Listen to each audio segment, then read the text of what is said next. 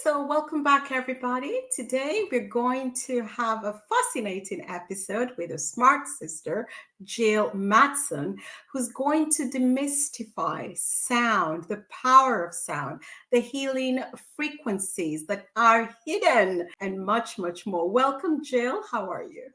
Thank you. And thank you for allowing me to share on Sisterhood Smarts. Um, I'm really excited about the information that I've been able to obtain, and I know it has a huge impact and healing capabilities for people who are listening. So I'm excited to share. Thank you for the opportunity. Yeah, lovely. And Jill has done a lot of work, extensive research on sound frequency, be it from a historical perspective, architectural perspective, all things music you will find on her website. And I want to remind you all that the information will be in the description. So remember to take a look, and I bet you will learn something. So, Jill, I think we can start from the beginning. I like us to build up the conversation and include as much people as possible, in the conversation. So, with your background and your experience, what does music and sound mean to you? From your Music and sound is energy. Everything, think of it, vibrates on an atomic or quantum realm. And in that vibration, you can count the cycles per second. So you can express everything as a frequency. You can express your thoughts, your feelings, your soul, your liver, your pancreas, your mood, all as a frequency. And so music and energy combine. Now, we don't hear all those frequencies for two reasons. One, sometimes they're out of our hearing range, but that doesn't mean they don't affect us. And two, sometimes the volume's so small that we're just not conscious of it. But again, when you look at the research, particularly that of physicist Becker and Pop, you'll see that little tiny like electromagnetic frequencies, let's say coming in from the movement of the moon or the stars, and we don't hear them. They come into our skin because we have receptors in our skin. Our skin's like a second form of ear. And those affect our consciousness. So they're very powerful. So we have sound coming in, and we are sound, we are music, and we're played by others through resonance. We're played by situations through resonance, and we get out of tune. And if we stay out of tune long enough, that'll alter our health.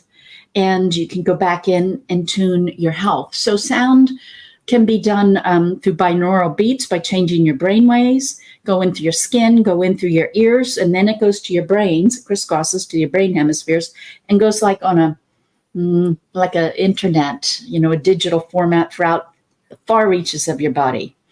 And these sound waves, you can use them like a tool. So you can use sound to amplify something you need. You can use sound to take away something that's bad. Case in point, in the 40s, Dr. Royal Rife created a new method of healing.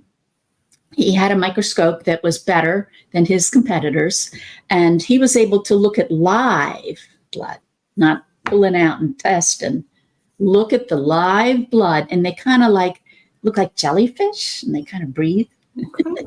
And so he would measure that and time it and come up with its frequency. So let's say, for example, you have a cancer cell, it's 800 cycles per second, and then you listen to 1/800 cycles per second long enough, you will kill your cancer cells. It's the idea. Now, he was reporting curing 800 out of 800 cases of cancer in the 40s. And he was ruined. But anyway, by the AMA, according to many books. But you can still get online and buy the Rife frequency machines, which has thousands of different settings to get rid of this virus, that virus, to kill anything you want.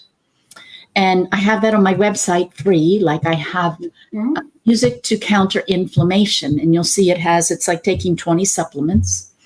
And it goes in and it literally takes out the inflammation. after COVID shot, after COVID, and just in general. I mean, with sugar and today's diet, most people are full of inflammation. Inflammation's a precursor to like everything, like, brain fog, brain decay, the diabetes, heart, cancer, all these things. Inflammation is a precursor. And I have the most beautiful music I've created.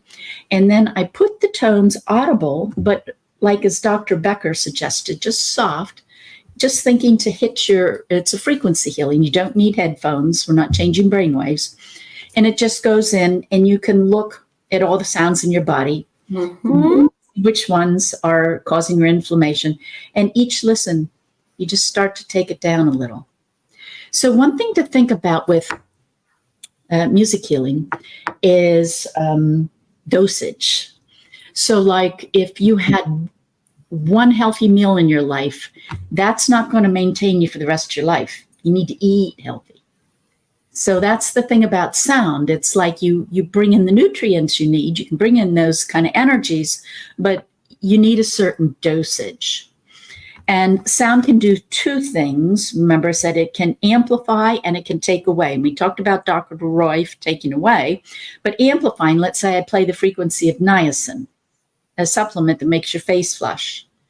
I play the frequency, your face flushes. You're not taking any pill, but you're getting the energy.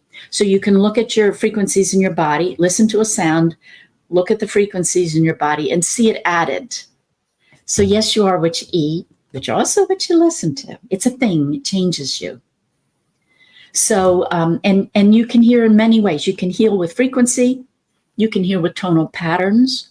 You can use with cancellations. The ancient people used to cancellations in phi, the golden mean, and the wave patterns in tones or in shapes create little cancellation pockets. And the idea was that quantum energies, higher dimensional energies come through. Science isn't quite, I don't know if they're advanced enough to measure that yet. I do know they measure chakras, but that was only recent. And then the other thing, back into music healing. Hate to reveal my age, but it was a while ago when I was little. And I remember people telling me so many times what a bunch of bunk meditation was. Like still your mind and you get benefits. What a bunch of rubbish. And now there's tons of studies showing you can extend your life by 10 years on average by 10, 15 minutes a day. I mean, it's a real thing. But we didn't understand it was a real thing because we didn't give it a chance, nor did we do it in any consistent method to notice the results. So the same is with sound. So like also on my website, I have for free music to build your immune system. Again, thinking to viruses. It was actually built for the COVID, but it's for any virus, any attack on your immune system. And it's like eating extra servings of broccoli and getting other bionutrients in your body by listening. But you need to get a certain dosage. So each time you listen, you get more. And your body is conscious. You're not your body. You inhabit a body. But your body's smart. And I often am humbled, thinking my body's so much smarter, and I don't even know it exists. Duh. But at any rate, what I've noticed is that I will really like music. And then when I look at the key signature, which means the predominant note, the predominant energy in a zone, it's always ties into, when I look at the frequencies in my body, what I'm missing. Say that differently. My body releases joy and pleasure when it hears what it wants. And so it's wanting the frequency. It might want the rhythm pattern, which affects your breathing, your heart, other body processes. It might want a harmonic pattern, which is like an envelope of ripples of after sounds. There's all kinds of things that your body could find in a song that's good for you. And then you love that song and you listen, because you love it. And then one day you've had enough.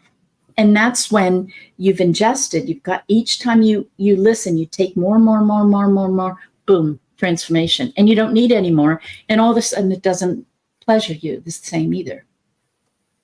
So it's definitely a tool. It's a thing. And I don't know if that's a good enough introduction, Yeah, but yeah, yeah, yeah. No, that was wonderful. And when you mentioned the science and the research, I think that it's all this information has always been there. You know, a lot of the native cultures, the African cultures, the I went to Mexico. It's normal day to day life. The Indian cultures, I've been to India.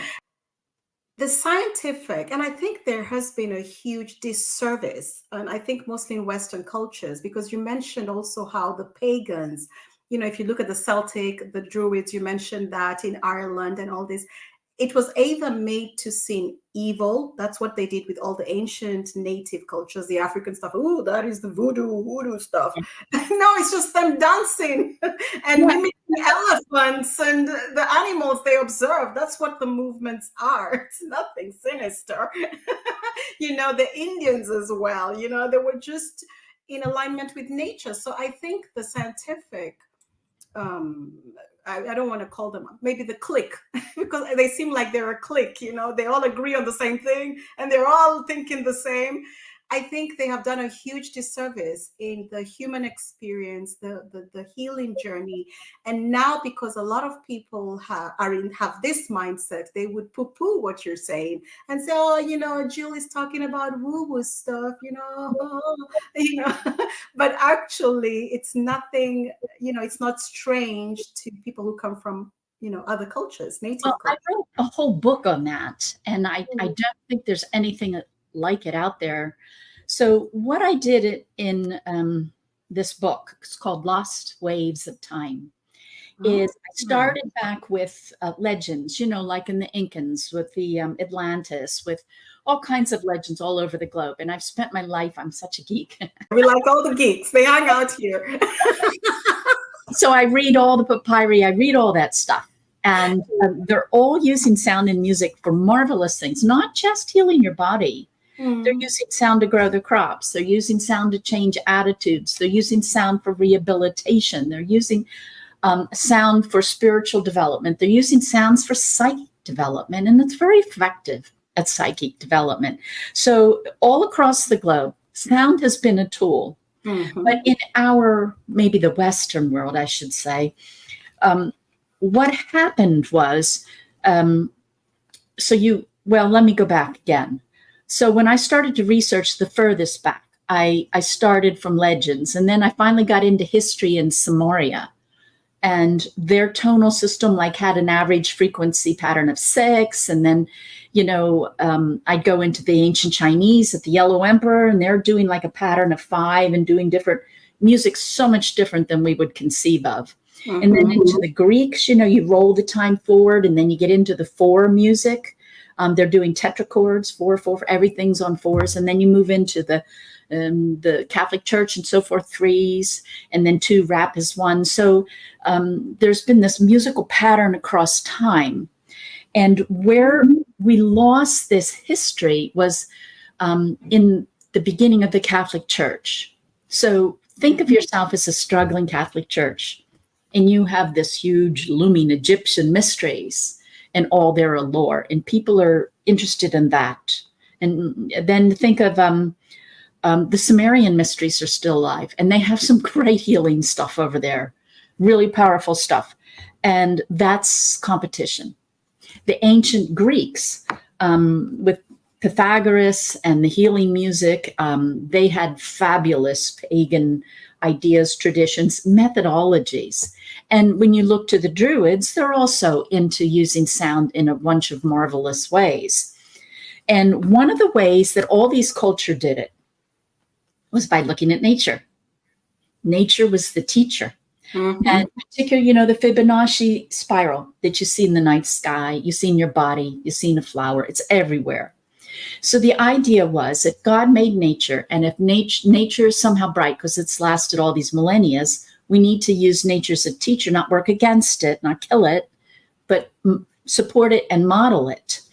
And so with great amounts of study on this spiral, and the thing about the spiral is that when you look at the wave patterns, they cancel each other out.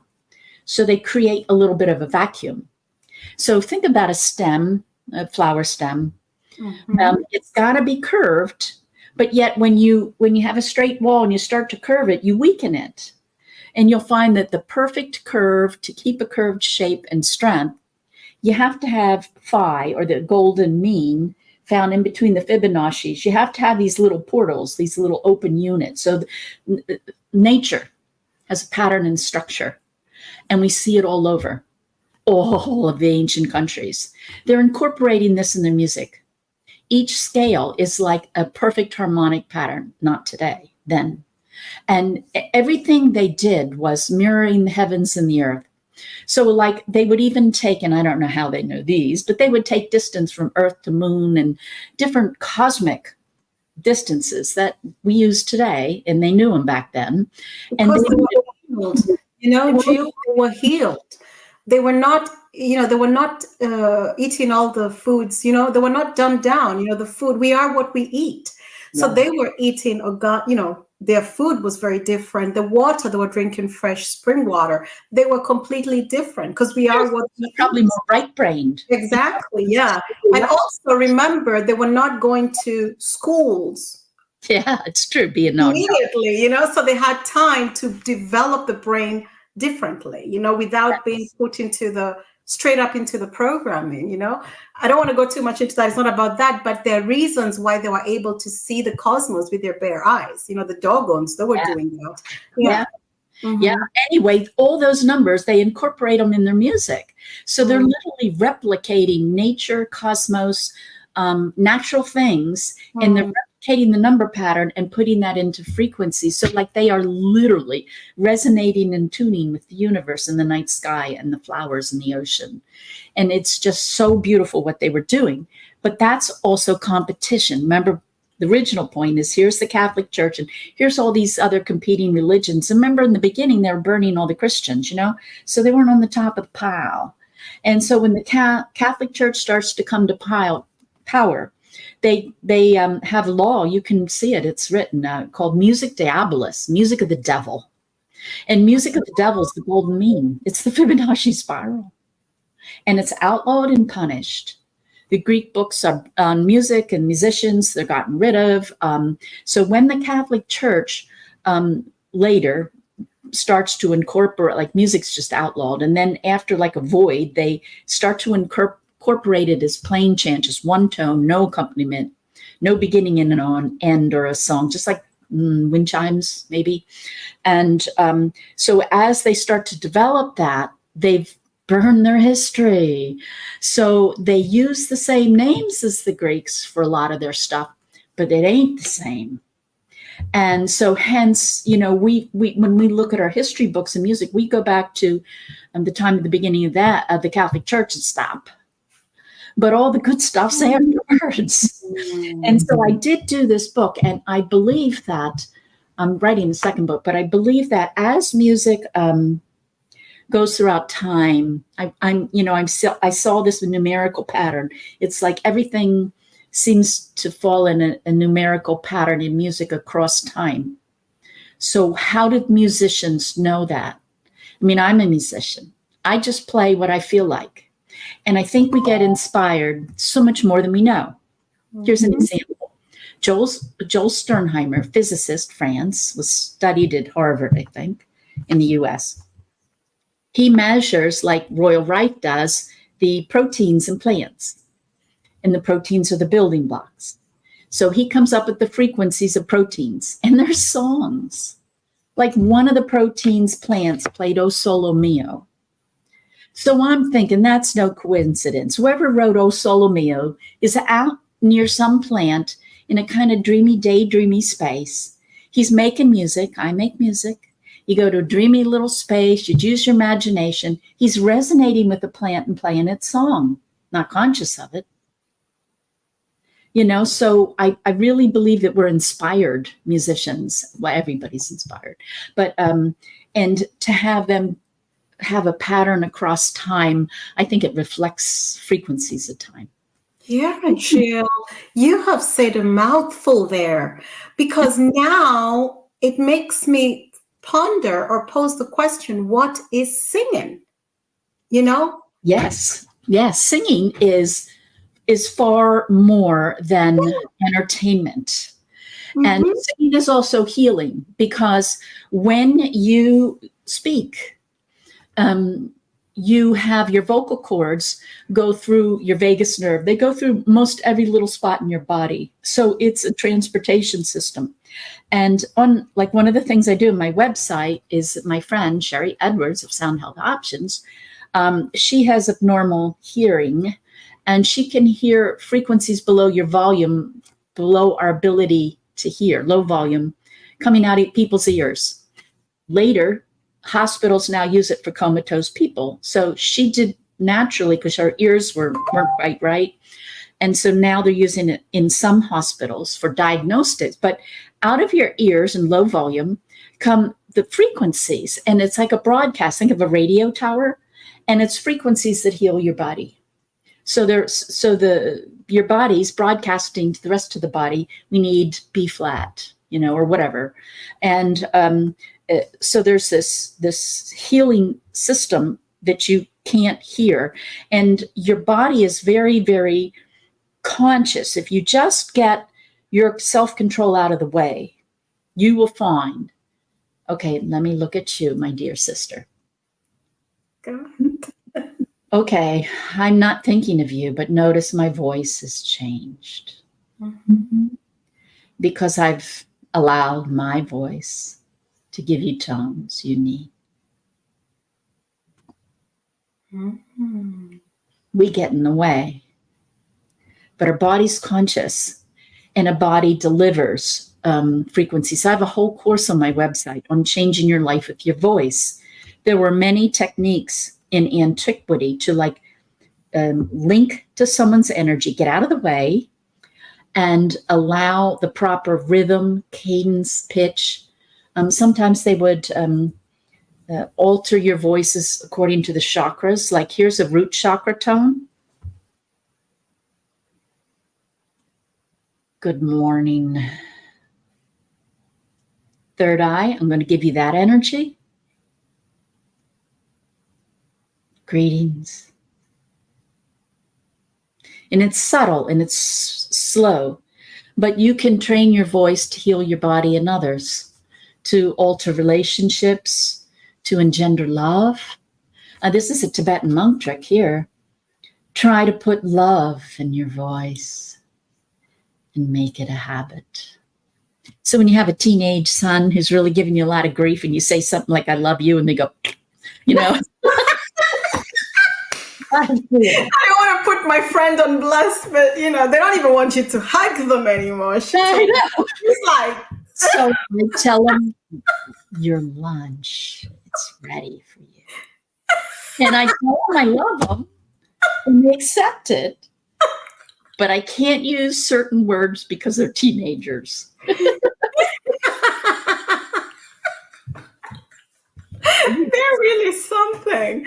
No, I love what you're teaching right now, because it just reminds me, how, well, I don't know whether people still do this, but I know growing up, it was very common when you were in people's homes, you'd hear the mothers or grandmas humming away as they cooked and they walked around the house. And now I'm thinking back, the frequency of those homes was always happiness and joyful and upbeat. But they just used to hum and go, as they're walking around. Yeah, when you do that, you're allowing your body to get control. And so depending actually on your intent, again, another subconscious thing, you're either healing yourself or others. And it can make a big difference. Like, one thing I've learned from Sherry Edwards at Sound Health Options is because she has this hearing, and she can hear people's diseases. So because the body's broadcasting, and science has proved this, and it's sending out the frequencies your body needs through like a radio system. So if she walks by somebody and hears, diabetes, because diabetes also sounds the same. And then, see, this is where we could really use some scientists to get into her work and let the body teach, and then use science to prove or disprove. But at any rate, so she can hear, like, diabetes is na na na na na, these 5 tones. And with her software, then she can identify what those are, but she can also cancel them out. Remember back to the beginning, canceling and non-canceling, so that, you could have a tonal pattern for diabetes. I do another thing on my website. It's a pretty easy thing to do, where I just take people's voices and I break them into like the musical scale. And, for healthy, they're all about the same. And none of us are healthy. Because, we have personalities. So we're good at this, but not at that. Yeah, And of that's course. lump up when you bar graph all your tones. And if prolonged, that will also mirror your health issues. So what I do is I've made music to match each one of those tonal qualities. And so if you come in and you're missing D, F, and A sharp and B flat, I create this playlist where you get that. And it's really great because people love the music. And I'd love to think it's my music. Oh man, I'd love that. But I don't think it is. It's because the body's releasing endorphins because the tones match what they want to hear. Yeah. You know? Jill, I love where we have this new health, relearning and unlearning, what is natural, the natural way of life, and all this knowledge that is now coming to the forefront that, I mean, what you've described right now, we are walking almost like power machines, just opening your mouth. You can do a million things depending on how you tone, what tones you use, Absolutely. what I mean? What I'm just taking this, like this body is a powerhouse. You know what I mean? We're far more gifted than we have any idea. We're very limited, and we can be a victim and blame it on everybody. But the biggest person dumbing us down is us. Yeah, but I also think, if you don't know this, you can, it's like you're this chaotic being. Yes. Because you're doing powerful No, you're the solution. You're like, boom, you just, threw a frequency at somebody and, it didn't land right. You know what I mean? If somebody's really sick, watch your voice change if you let control, and you're feeding them. How nice is that? How beautiful is that? And here's another thing that's just so beautiful. What music's really good for you? Well, what do you like? Isn't that beautiful? Yeah, what do you like? Yeah, and that's an interesting point because nobody tells you what to like. You just know what you like. Well, not always. I actually find a lot of people don't, because what happens is some people get so abused. When you talk to most people, almost everybody has a tough background. And what you do is you shove it, because we're taught to be polite, to be right. Why aren't you this? You should that, should this. Why aren't you? She did this, and you get this whole kind of like humiliating, not just humiliating, but dumbing down. And you push it down. And what I found is that once you push down so much, you turn off your feelings. There's no button to turn off pain. There's a button to turn off feelings. So you can numb out. But when you numb out all your pain and you ask someone, what do you like? They say, I don't know. What do you want to do? I don't know. What feels good? I don't know. They're telling you straight. They don't know. And I created music for that. It's called the Healing Flower Symphonies, and I was inspired by dear Mr. Pythagoras. And what they did in ancient Greece was that they talked more like about mental health, and they saw like a doorway into physical health was your emotions. Like no worry, no ulcer. And emotions are certain feelings, and they are cataloged, and you can measure them. So you can even look at your frequencies and say, this is your emotional state or your personality state. Anyway, so when you dumb down your feelings, you dumb down the positive and the negative. And actually that's very bad, because I realize that the body's trying to protect itself from all the pain, but pain is communication. And if you don't feel it, you don't release it. And it just kind of builds like a big garbage dump underneath. And then we look the other way. But so what they did in Greece was that they would pinpoint the emotion, and then I kind of like create it, resonate with it, and then allow it to pluck out of the body, and then put in the positive, which I did. And then I put in frequencies of flower remedies. So I have this music that stirs up crap, and then it'll pop it off. And if you're sensitive, like very sensitive, you can feel where in your body it pops off. And the Greeks did another thing. They also, and this is not in the Western translation, but in the Arabic translation of the Greek music, it was all about phi. And think of phi as like a cutting tool, is a wave cancellation, a portal. Like I have 2 CDs where I'm just making pi portals and bringing down all this higher energy. And you can do your Carillion photography and see all this light come in your body. But they would use pi portals to cancel, to cut, to eliminate. And the Greeks' theme on everything was emotions. You heal by emotions. So they would have tribes like the scales. And when you look in the old music books, like you get taught in college, Dorian, Iodian, these names, those are locations, tribes, and people. They're not just funky names. It's like they have a music scale for the New Yorkers and one for the Southerners. They got one for Denmark. They got one for England. And they're all different because they have different general personalities. And they're kind of like taking the imbalances and harmonizing them. And Yeah. they would put that in their music. So their basic approach is, if you have love and joy in your heart, you're going to be healthy.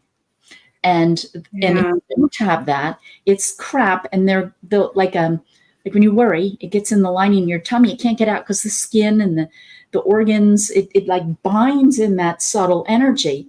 And then when you play that music, it kind of like, you can release it. And then, okay, so there's one other thing I was going to say about it. So the music goes in, it finds the crap, it releases it, it undoes it. And then I put in the positive. So like if we're taking out fear, then I build trust. And I do that with the flower remedy frequencies, same as taking the flower remedy. Yeah, I like that you've shared, your perspective on emotions. I've always believed that all emotions are valid, and I think because they shame you, they tell you you should never be angry, you should never be this, and that makes people You don't just feel it, you don't release it. Yeah. I know, but I think it's so important that you have said all this stuff because it doesn't go anywhere. So you might as well express it, And one step further, notice that people who have cancer generally, I think, are lovely people. They're kind. They're very considerate. I mean, they would hurt themselves before they would offend you. Most people that I know. And when you look at the voice and you look at all the frequencies in the body of someone with cancer, they numb out. Remember, I was talking about I can count, like I can look in your voice and count the different notes, and then I can provide balancing tones. Mm-hmm. You look at a person as cancer, it's flatline. Do you know, I read a book, you're saying something there, because I read a book from a naturopath. I'm not going to put her name out there because people will just take that one sentence and not read the whole book. But she said that cancer, and I'm summarizing, it was a whole chapter on this, but she mentioned that a lot of people who have cancer are dishonest. Yes, and that doesn't mean that they're bad. Not like they're liars or stuff like that, but they're not honest about their emotions, about their feelings, about a situation, and they're not honoring the relationships. Yeah. And they've given all their control away.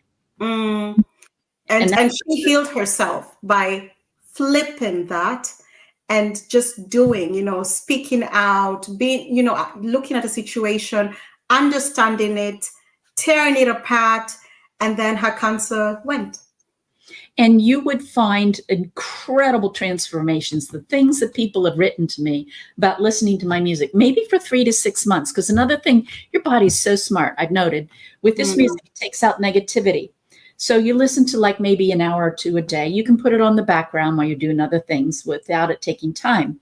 But it slowly starts to drop by drop, take out garbage. And where was I going on this?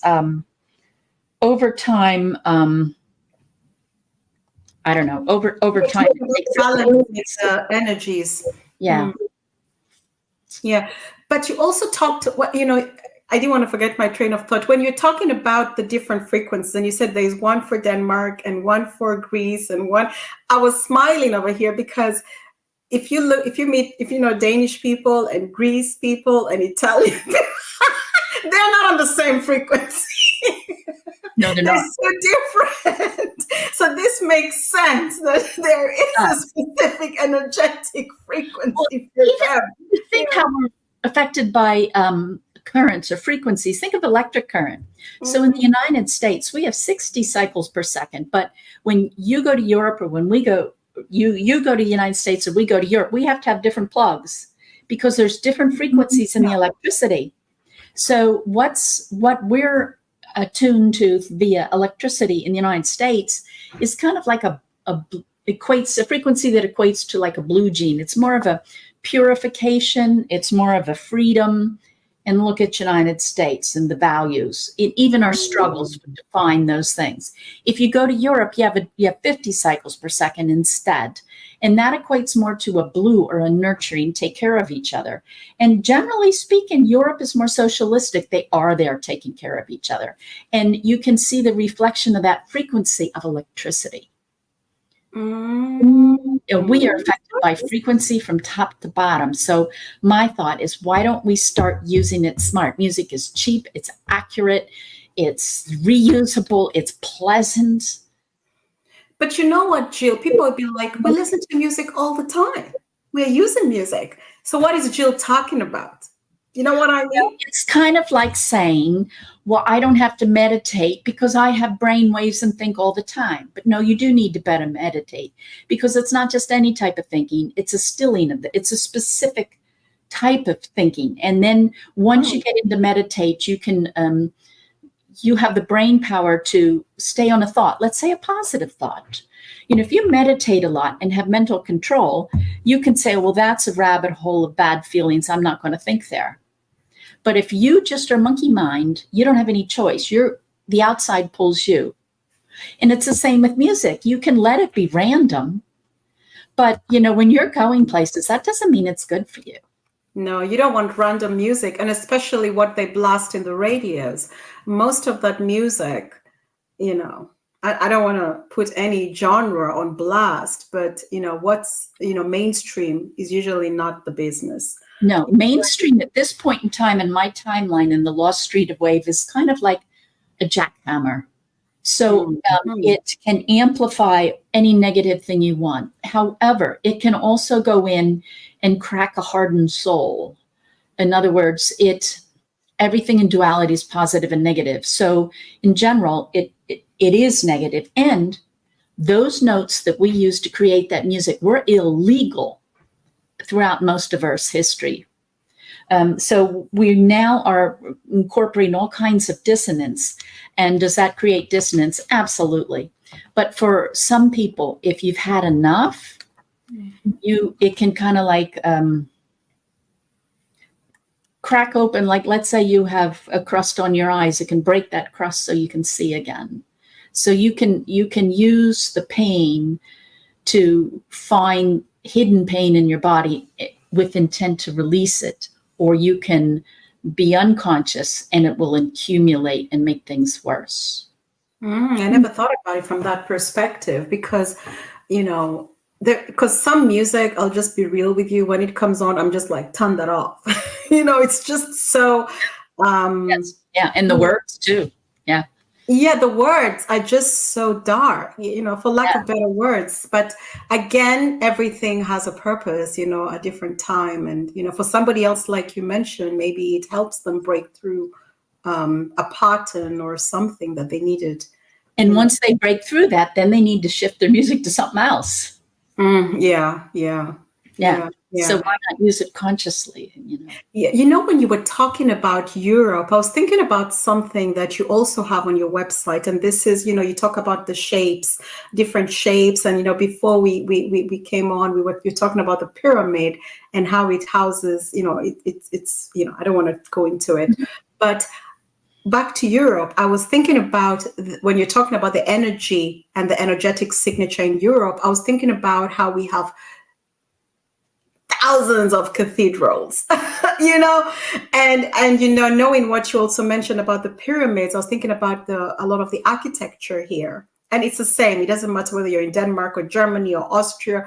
Once you've been to one of two European countries, it's the same cathedrals, architecture, towers, what are they called? Lighthouses, Yes. and all that good stuff. Can you walk us through Yes. what your take is on the sound and the Let me keep architecture track. of Here's the big picture. We're going to talk about pyramids and we're going to talk about cathedrals, but then I want Oh, to work into your home. Okay. okay. Oh, you talk about the cathedrals. That just came. Yes. Beautiful. All right. European listeners, you're in for a treat because it's all around you. Yes, it is. Wow. And the bell that rings. To date, they still have the hourly bell that goes bong. That's a sound. And If you know that's what what that I call means. the community. So I want you to think about how to put it. Maybe earth is a musical instrument. Mhm. And first of all, like we know about resonance. So if you have a violin here and it's playing A, and you have violin here and it's playing A, they exchange energy. So I play A on this violin, and this one starts to sing and no one touches. Resonance, proved over and over again by science. But I say to you, resonance is brighter. If you have three identical tones here and three identical tones here, they also swap. So, like the Schillinger Institute in Germany, for example, used a photon camera, and they saw two shapes, two crystal skulls, and they would photograph the skulls exchanging energy. So, a pyramid creates an energy pattern two ways. One is that the air hits it from the outside, Mhm. and two, the air ricochets on the inside and actually along the shapes of the materials too. So you have all these different wave patterns. Science has proved over and over all the benefits from being in a pyramid. Your wounds heal faster, you get sick faster, your immune system's boost. I mean, it's like 9 or 10 different things they've measured that improve in the shape. And so it's not really the shape. It would be the way the air goes off and ricochets off the shape and creates certain patterns that are healthy for your body. They're positive for life. But so now we're talking about the different shapes resonating. I want you to think about the pyramids all over the earth. Notice they're all on ley lines. They're all, and same with the cathedrals. They're on, so the cathedrals were built on Druid sacred sites. So they're not new to Europeans. They were the Druids. They selected them because they were places underneath where the water crosses. And so they would get water cross, and then most of them have a well called a Virgin Madonna, or sometimes a Black Madonna. Anyway, but this well, Poland, mostly Eastern European, Russia, Poland, they have the Black Madonna everywhere, and Rome, of course, Italy. Mm-hmm. yeah, so it's going deep into the earth and it's getting with the water. So like if you're singing in the church and it reverberates, and of course they've got the shapes to give you all kinds of cancellation patterns. They're using that phi and thing to bring in this higher dimensional energy so it feels holy and you kind of calm down when you walk in those doors. So they've got this, and then they've got the steeples that go up to reach to the sky. It's like a radio antenna. So you're going up to the sky, you're going down to the earth, and you've got all this portal stuff.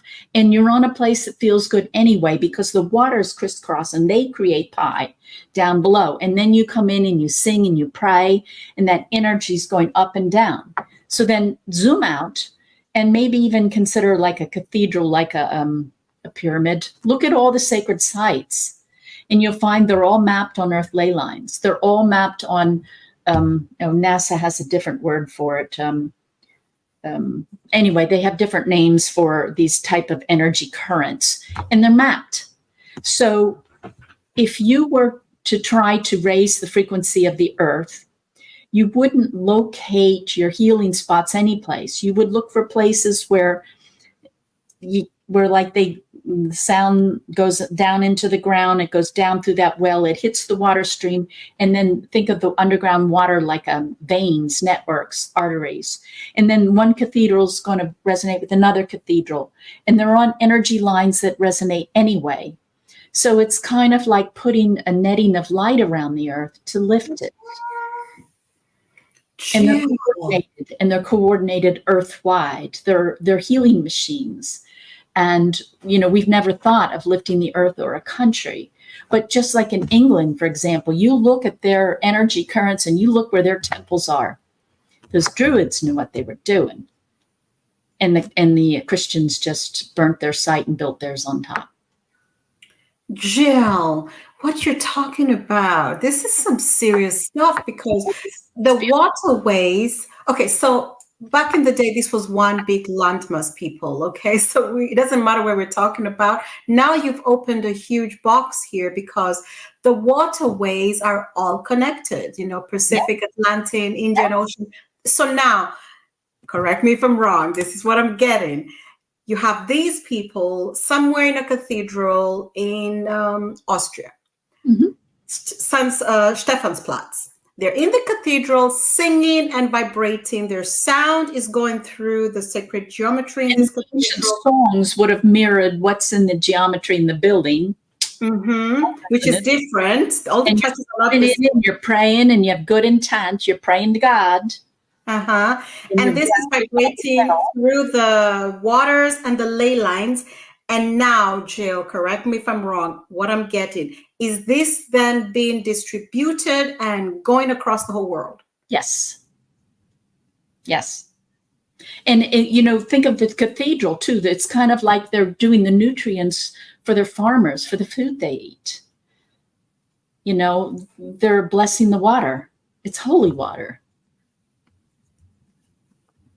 How cool is that?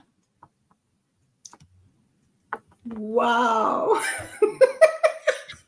And now, yeah, Jill, this yeah, is so cool. it is.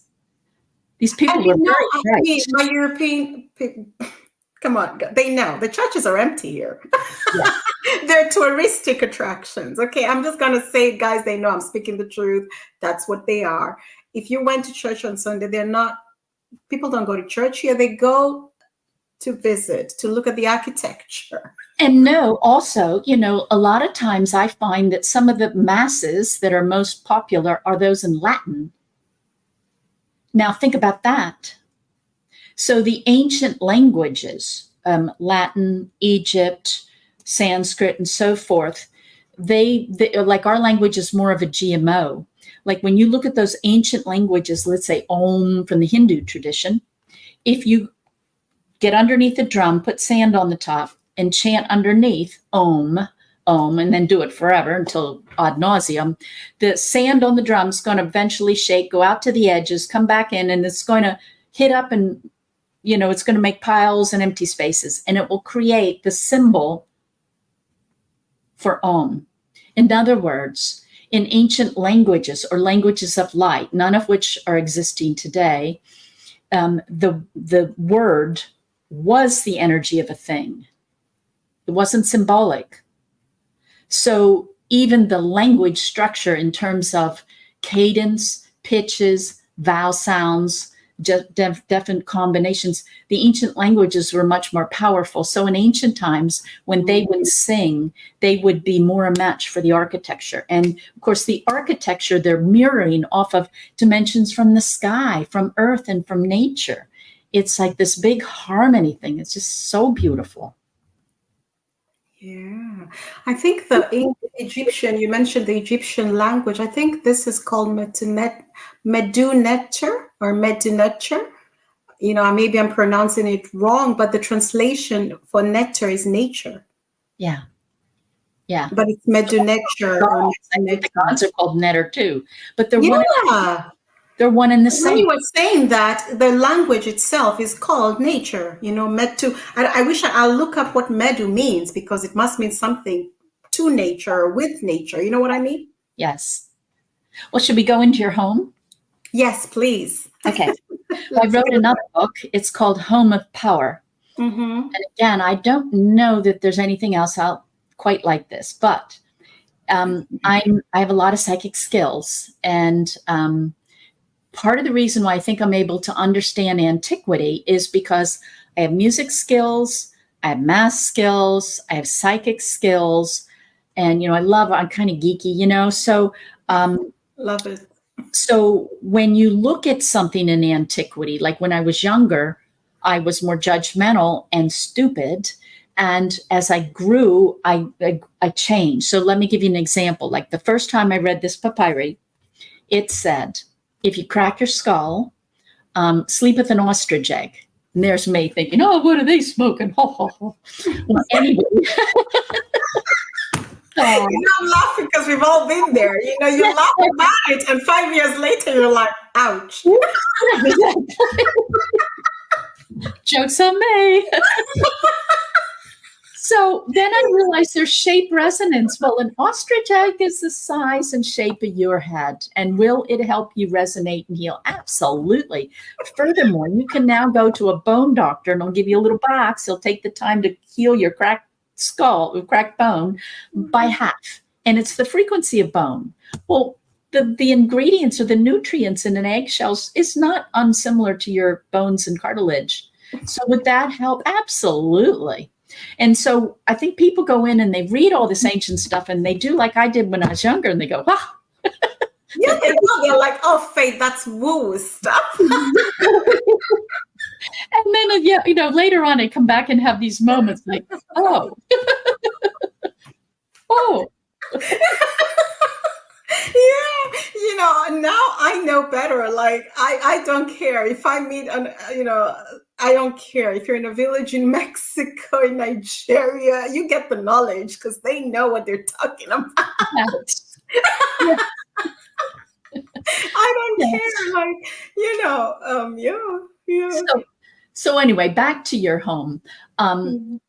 So I began to hear my home. And I began to hear like clutter causing dissonance. And I began to hear like the shape and the harmony coming from a pyramid shape and so forth.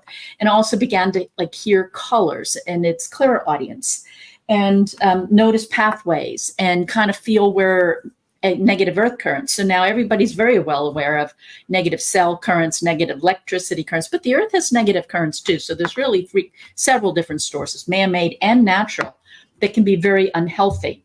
There was a study, and I think it was in Eastern Europe. There was it went into a cancer institute, and all these people that had cancer, they went into their home, and I think like 100% of them had 2 negative energy earth currents underneath their bed. Underneath the bed? Underneath their bed, in the dirt underneath the bed.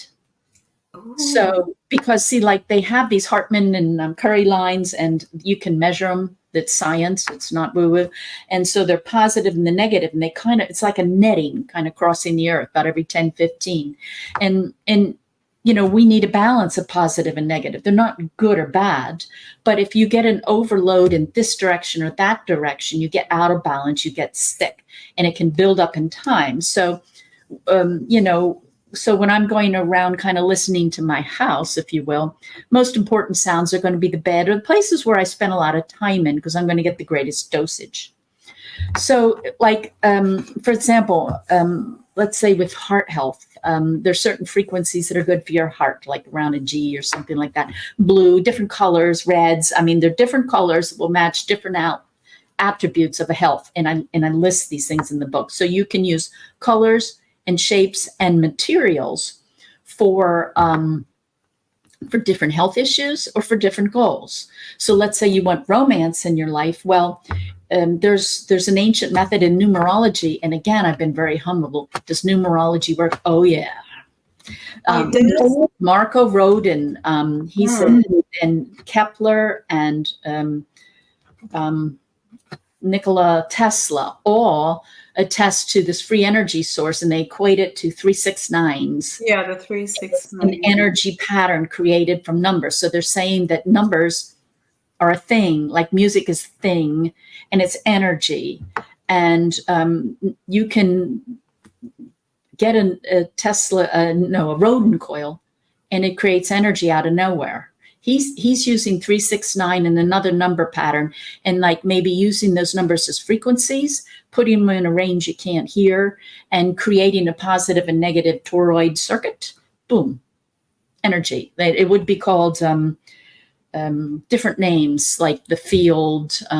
It's so many. The void. it's hard to describe with 50 different names, but it does have a bunch of names. And it has a bunch of names because it's not pinned down by science yet. So anyway, in your home, you can then you can cancel out negative frequencies. You can kind of dowse or map for where the negative frequencies are. You can use different energies, like wood, metal, different qualities of decorative materials, and locate them in different places. You can use sound to get rid of stuck energy. You can set up the energy of a goal. And the other important thing I found about this was that, of course, I was researching what was out there. So there's a lot in China on feng shui. But the whole time I was thinking about feng shui when you're talking about the bed and the arrangement and how how you arrange your house. Yeah, And, but the Hindus had Vastashusta. So really, it wasn't just the Chinese. That's just no. It was many people. You go culture to culture, and they're all doing it. Yeah, they're all doing it in different ways, just like music. It's like everybody's got their own healing recipe for their chicken soup. Anyway, so the feng shui from North China is very different than South. First, I'm thinking, okay, liar, liar, pants on fire. Who's not telling the truth? Because the path of knowledge, acquiring knowledge and wisdom is very humbling. It is. So I'm listening. Anyway, so the dirt's different in North China and South. The mineral content's different. The rivers are different. The history is different. The people are different. Geographical location is different. The ley line is different. Now that you mentioned that. It's all different. It shouldn't be the same. But here, everybody pretty much globally takes that book from North or South China and applies it to New York City or to Denmark. Well, that's not, it's okay, but it would be a lot better if you did your own, and it's not that hard. So one of the things I do in this book is teach you how to judge your own land, your own home, whatever you call home. So like if you're an apartment building, well, then heal the whole apartment building and woohoo, look what you're doing for everybody else. But so you can read and map the energy and create what you want. And the thing that I really like about, I don't know what you want to call it. I almost hate to use feng shui because it's so much bigger than China. Yeah, it is. Using your environment like a music box is that it's permanent. So, I come in from a hard day's work and I'm already starting my healing. I'm not turning on the music. I don't have to think about this. I don't have to think about that. I go in. I really do my bedroom up nice. Boom. When I'm sleeping, I'm getting the treatment. It's like a permanent way to heal yourself. It's very, very nice. And it's very powerful because, again, we get back to the dosage issue. And is your home environment a frequency environment? Absolutely. And you exchange energy with it all the time. So why not wake up, be conscious? Not that hard. The book is not written for scholars. It's written, very plainly. And why not take conscious control? What do you want? And put it in your room and put it in your house, your garden. Yeah. And I was thinking back as you're talking about the home, and we started with the pyramid, right? And the architecture, what homes look like, and the different shapes. I remember now it's very different, but back in the day in Africa, the houses were circular. They were not cubes. They were in the American Indians. Well, and in some places to date, they're still circular. And when you came into this particular area, because they lived as a community, right? So when you entered the main walkway, there was a whole entry which was rectangular, and then it veered off. And now when you look at it from aerial view, it looks like a tree with different branches, because the houses are circular, so they look like little, like little pockets. Nature, once again, the shape of the tree resonates with the trees. And don't the trees have an ancient wisdom, a deep love. It's like they're asleep sometimes, but I think the most love I've ever gotten in my life is from a tree. When I really connected it, I was just so deeply loved. So everything's conscious and everything's sentient. It doesn't have to Yeah, evolve. It doesn't move. you mentioned the tree. They all, almost 99.9% of them had a huge sacred tree at the center. Yeah. I wonder about And all it this. makes a difference. I remember a quote from I'm not remembering the exact tribe, but it was one of the American Indians. And it was a modern day quote from a modern day Indian. And he was saying that white man puts us in these square boxes, and we only survive and thrive in our circular homes. And The Indians are also doing circular, huh? American Indian, they had teepees. And think of the Eskimos. Yes, of What course they were circular. Didn't Yeah, they? circular. So you look at them, the little. You can find those little kind of shapes up in And the the top region. of all of these were like a pyramid shape. Yeah, Now it's coming back to me. yeah, So you had a circular at the bottom and then the pyramid shape at the top. And now when you mention the Native American, the Indians, sometimes the tiki was a full-blown pyramid shape. yes, yes. And there's different healing values. So you get a different healing value from a pyramid shape versus, let's say, a TP with 5 sides, which will give you a different healing value with a TP with 6 sides, and so forth.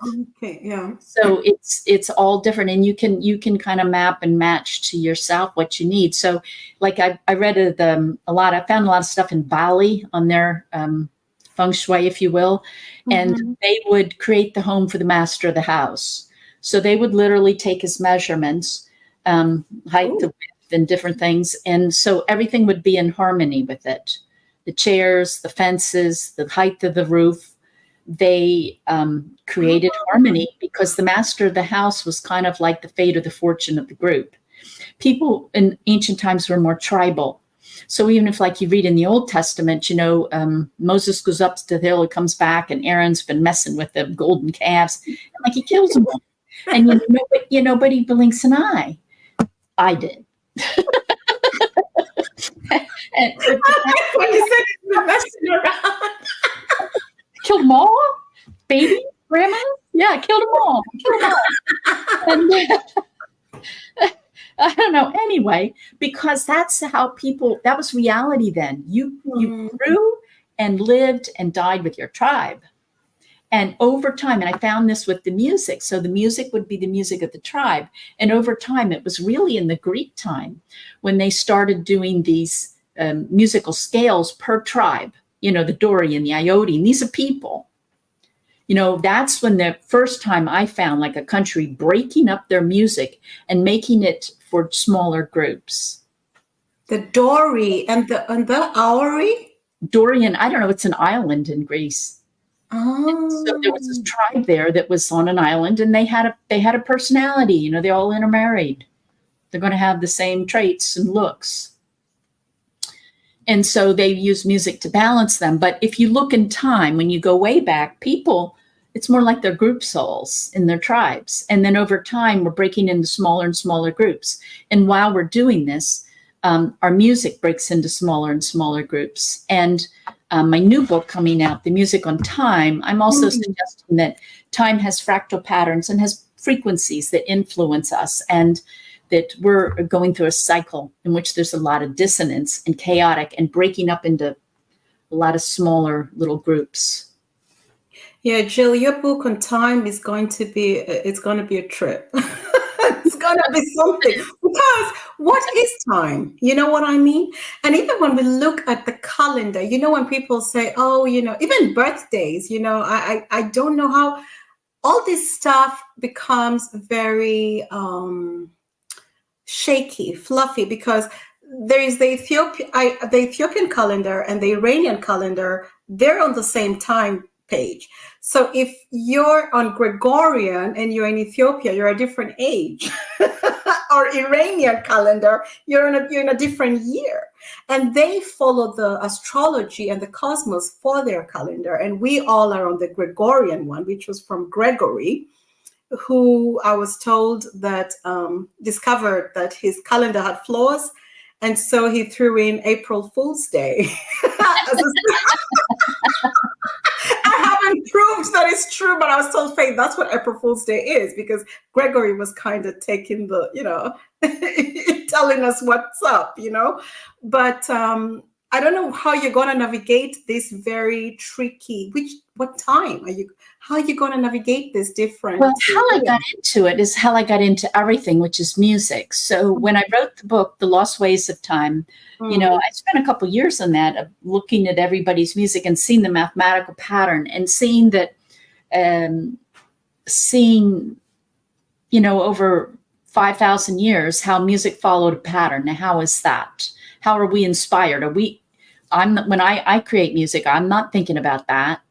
And so it dawned on me that when I looked at the numbers, they were actually would be, if time was a frequency, it would have harmonics, and it would neutralize a harmonic or balance a harmonic pattern. Got So you. then I started looking at time as a harmonic, as a frequency, and going through again all these ancient things.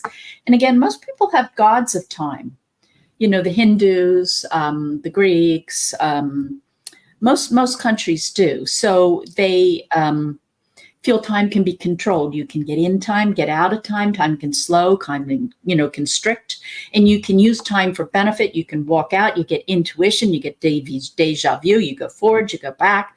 There's lots of rich tradition, and time is not all the same. And again, particularly in the Hindu tradition, they have, but it's in Bali, it's in China, it's everywhere. More notably popularized in Hindu, is that they have these ancient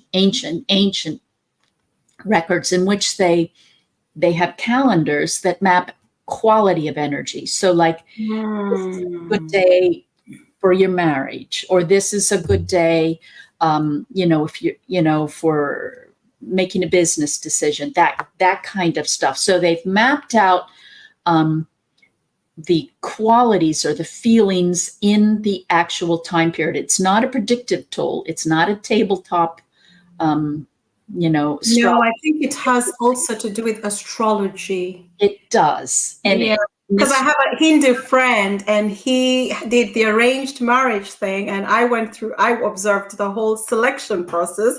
I'll tell you all, people, it's intense. And they look at a million things. They're not just saying, oh, Jill looks kind of cute and she has a master's degree, like they portray it on television, No, they look at what you're saying. They look at the astrology, and they look at Hindu astrology. It was very different from what we know. Yes, it is. Yeah. And it's based on a different time system as well. So a Hindu astrology is based on a time system that is a spiral and rotates.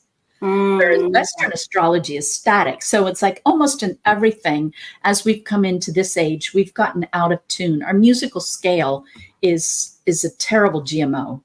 And so when you look at the time things, they had them all mapped out, and they would call them fractals. They would call them harmonics. And the time periods, like in a harmonic, they have ages, and, this one's good, gold, bronze, and you keep getting worse and worse in the end. Well, we're in one of those. And that means that there's a lot of waves, there's a lot of dissonance, and a lot of things happening quickly, a lot of change, a lot of, rather than harmonizing, we're butting heads.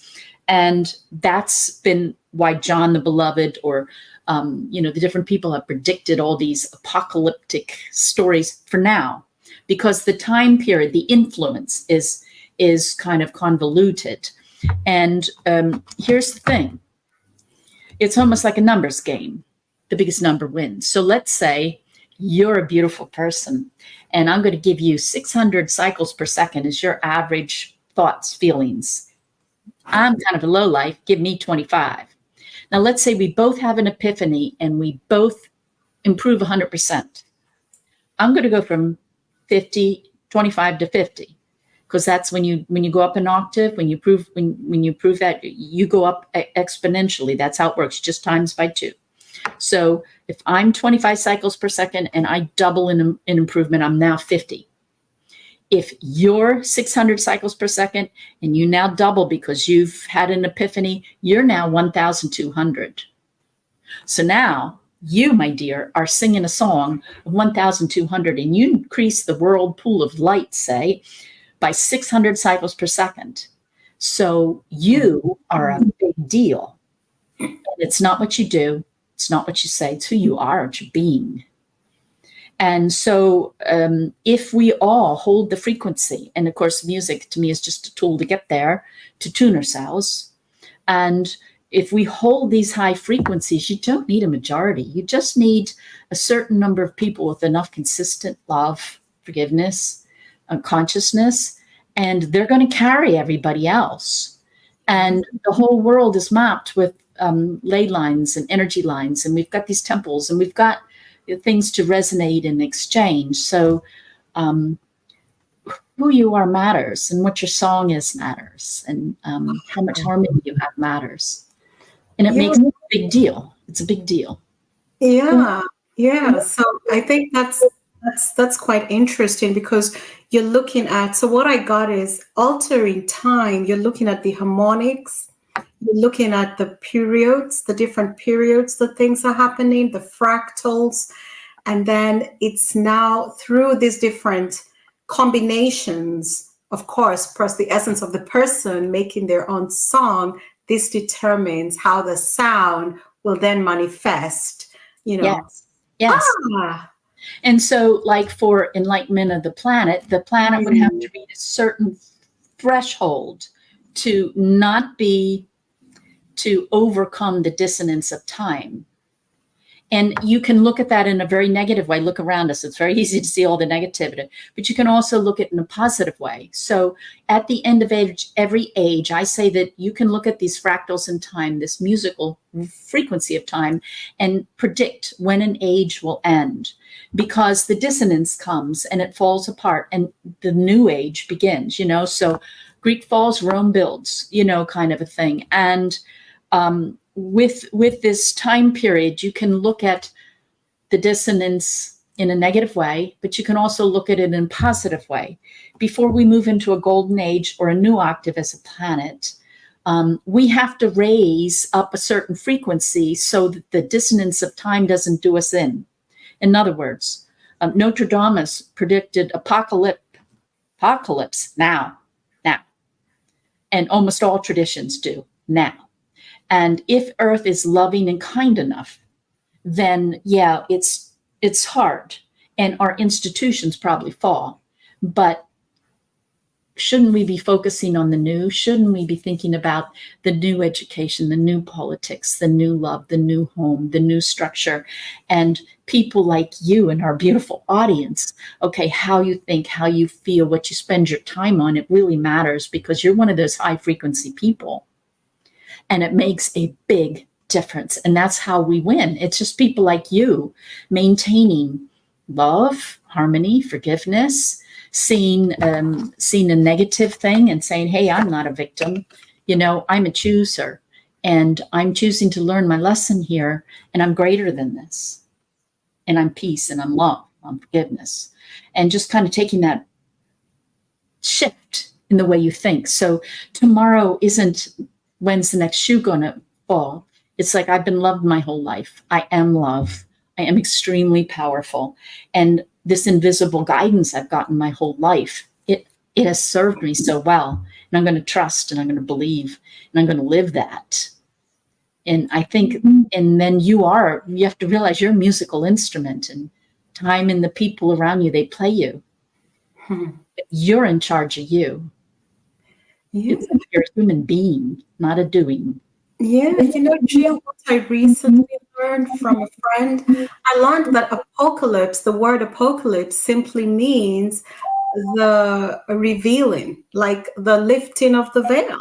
Yep. But most people hear apocalypse and they're like, oh my God, no, it actually just means the unraveling, the revealing, the veil has been lifted. And that's why we're seeing religions, look at our politics, it's all being shown to us. all of it. Yes.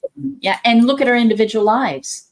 Everything. Yeah. And it's not just all the crap from this life, it's all the crap from all your lives that plays through your life. So, we're having a lot of personal drama. And the beauty of that is that we're the author of us. So we can say, okay, I just forgive. Yeah. I made Interesting. mistakes too. And And most mistakes, yeah, when you look at them, they start with miscommunication. don't they? Yeah. But also, I like that you said it doesn't take the majority. And I think there's a lot of truth in that because a lot of people say, oh, we all need to get on the same page. I don't think it's going to happen. But, I also, I don't throw the baby out with the bathwater. I'm not a Christian religious person, but I did learn a lot from the good book. And one of the things it taught us is the power of a mustard seed. True. And I always, when I look at people saying, oh, faith, I'm like, it's the mustard seed, and all the things you've described, which I'm still blown away by, the cathedrals and the water and all the, whatever you do just spreads out. I think this applies to everything we do in our life because sound also vibrates. We don't know how far it goes, right? Mm-hmm. And so I really see, the mustard seed effect. And I also see from, what I'm taking from what you've said is, how people say, oh, nothing has happened. Everything is just fine. I'm like, yeah, that's because somebody's doing a whole lot of work for you. To enjoy the peace that you have, and Yeah, it's true. I don't know what your thoughts are on that. I really do see it that way. I see, like, I the think sound you're blasting into the your best way to area. have peace is to be peace. What's that? The best way to have peace is to be peace. Mm, And it's contagious. yeah, but I also can imagine the sound you're blasting in your community, and they're like, everything's perfect here. Well, that's another thing the ancients did. Yeah. They made sure the music, like in ancient China, in all that's a big territory in ancient time. Mhm. Everybody had to be tuned on the exact same note. Everybody had the harmony of music in one community had to be in tune with the harmony of the music at 500 feet away. So they used music as kind of like an equalizer, and they tuned people together. And I was just thinking with racism. It's like when I was a kid in the United States, I thought it was quite a problem, and I think one of the things that fixed it was rap music, because Oh, it was coming out of traditionally Black people. And like, I know I have sons, and my whitey tighty sons loved it. And it's like sharing the music, sharing the culture. It's kind of like sharing our oneness. So I mm. think that, like, imagine going to a battlefield and playing Silent Night. Sorry, Imagine it that. makes a difference. And think that Yeah. right before war breaks out, there's no music. Hmm. So music can be used. Music was used in Africa for rehabilitation. So this was one thing I read about that was great. So let's say some kid's bad and he's doing all kinds, you know how it is. Okay, he's a troublemaker.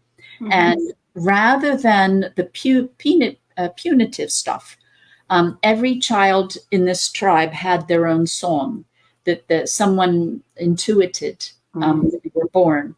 And so if somebody was really a problem, they'd get hauled into the community, stuck in the center, and the whole community would sing their song with love. How did you know about that, Jill? How did you find that story? I, Because I, I read so much. I am such a geek. And they're using it's love, but they're true. And carrying a song, and they're yeah, and carrying it. people always wondered, oh, there were no prisons in Africa. No, there were none, because when you did something wrong, you were not punished and treated like, you're the scum of the earth. They made a circle around you. You were put in the center, and the songs they were singing was to remind you of how beautiful you are.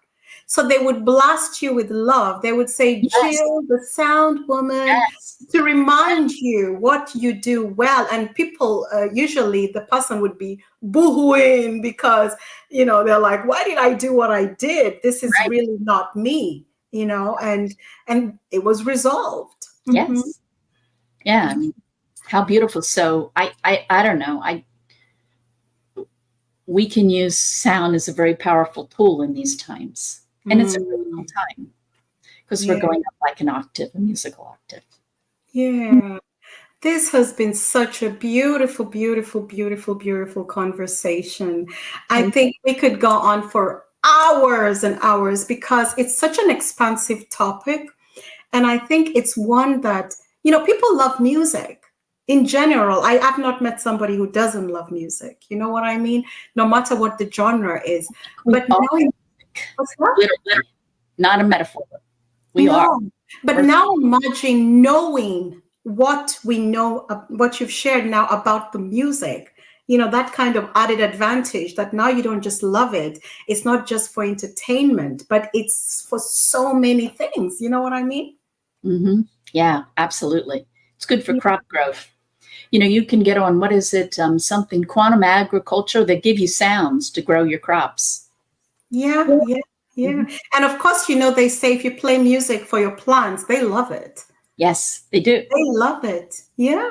And there is I know we're about to head out. I just want to share this. There's a beautiful botanical garden in Thailand where they play music to the plants. That's what they do. There are people really hired to play the music. And you can literally see the plants responding. Oh, They how move. cool.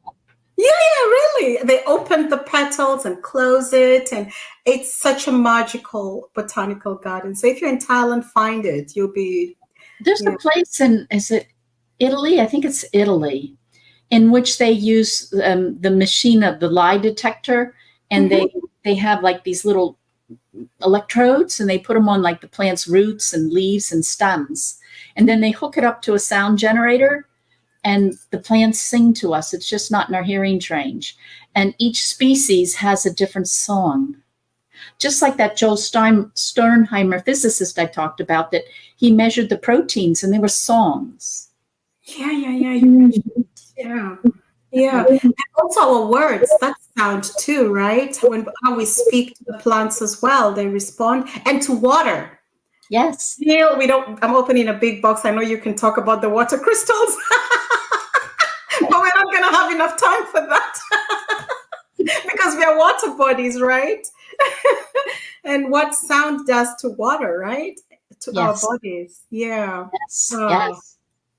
yeah. So, to all our listeners, I want to thank you for stopping by. This was our smart guest, Jill Mattson, and we have had a fascinating topic on sound. We have discussed many, many magical topics. This has taken us so many ways. I hope you will listen to this and listen to it again, people, because there's a lot of gems here. Really, really, I mean it. Jill, I want to invite you to have the last word before we head off. All righty. Well, I have free music to boost your immune system and to get rid of inflammation, which are big issues for all of us, I think. And they're free, and it's beautiful music at jillswingsoflight.com. So please get the gift. I also have free videos. Like, I have a video on with literally a geneticist discovered a certain gene in very spiritual people, like the Dalai Lama. And so science has come up with a gene associated with highly evolved people in advanced spirituality. And I have it in proteins and activators. It's in music, and it's on a free video. So if you scroll down my free stuff tab on my website, you'll see a host of different applications for music. And let the music play you. I know. Love it, love it. So I want to remind you all that Jill's information, including all links and everything we've talked about for you to get to where you need to get this information, is going to be in the description. So make sure you take a sneak peek. Thank you, Jill, for stopping by. Thank you so much. I appreciate you. Until next time, goodbye.